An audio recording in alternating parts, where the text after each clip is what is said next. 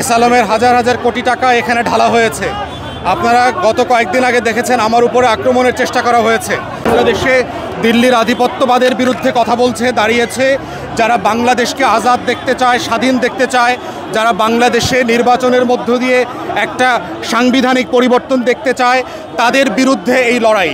তাদেরকে অরাজকতা পরিবেশের মধ্য দিয়ে এইটাকে ভণ্ডুল করবার চেষ্টা করা হচ্ছে। আমরা এর নিন্দা প্রতিবাদ জানাচ্ছি। সারা দেশবাসীকে বলছি, সবাই যার যার জায়গা থেকে শরীফ ওসমান হাদি হয়ে যান। প্রত্যেকে যদি আমরা আজাদির পক্ষে যাই, প্রত্যেকে যদি আমরা লাল সবুজের পতাকার পাশে দাঁড়াই, প্রত্যেকে যদি আমরা দিল্লির আধিপত্যবাদের বিরুদ্ধে দাঁড়াই, রাজনৈতিক দুর্বৃত্তপনা যারা আছে দিল্লির গোলামদের বিপক্ষে দাঁড়াই, তাহলেই হচ্ছে আগামী দিনের ভবিষ্যৎ উজ্জ্বল হবে।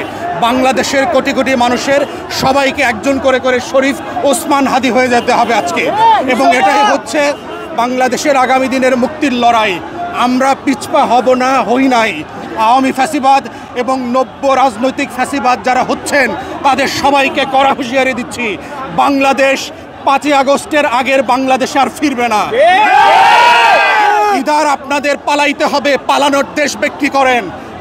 কোন দেশে পালাবেন এবং কিভাবে পালাবেন সেটা খুঁজে বের করেন, তা না হলে আজাদির পক্ষে অবস্থান নেন।